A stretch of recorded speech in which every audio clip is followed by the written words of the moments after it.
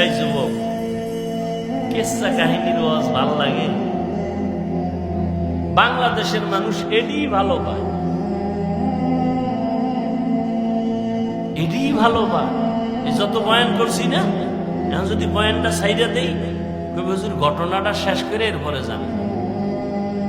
কথা ঠিক নেই? আমি এক বয়ানে বলছিলাম, কোরআন শরীফ হলো পৃথিবীর কিসসা কাহিনীর বড় কিতাবের নাম কোরআন। ওগুলো বুঝাবার সময় আমার হাতে নাই। ওলামায়ে কেরাম ভালো করে জানে কোরআন শরীফে গরুর কিসসা নাই। এরা কি কয় কোরআন হাদিসে কিসসা কাহিনীর অস্ক। কোরআন হাদিসে 2000-এর উপরে আয়াত আছে শুধু কিচ্ছা কাহিনী। বাঘের কিসসা আছে কোরআন শরীফে, হাতির কিচ্ছা আছে কোরআন শরীফে, পিপিলিকার কিচ্ছা আছে কোরআন শরীফে। কিচ্ছা আছে। তুমি আসলে কোরআন সম্পর্কে জানো না, তোমার অন্তরে ভরা হিংসা, কিচ্ছু না।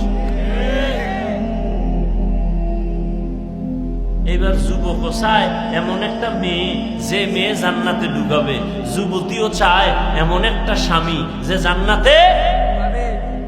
এবার মন মতো মিলছে না মিলে নাই? হুজুর মাঝখানে থাইকা বিবাহের বন্ধন তৈরি করে দিলেন। আজকে বাসায় যাইয়া যুবকদের বলি, গুগলে সার্চ দিবি, এই ঘটনা ওখানে পাবি। আজকে বলে দিব শেষে।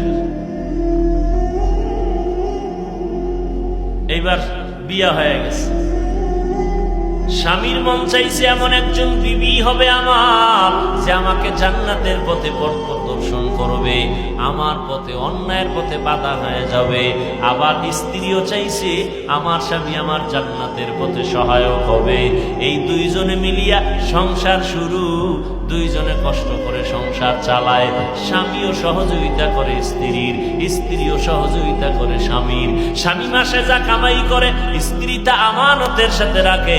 এই যা পায় তা দিয়েই সংসার চালায়।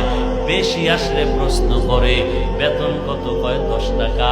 11 টাকা আসলো কেন? 1 টাকা কোথার থেকে আসলো? একটা লামসাম জবাব দিয়েছে স্ত্রী।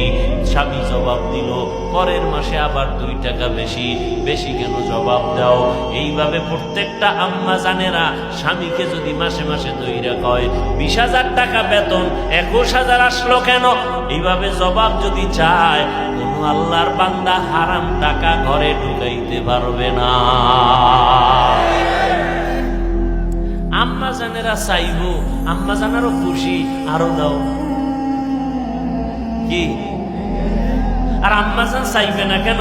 তুমি না আম্মা জানেরা আনছো, টেলিভিশন দাও, হুন্ডা দাও, গুন্ডা দাও, বিদেশে যাওয়ার ভিসা দাও।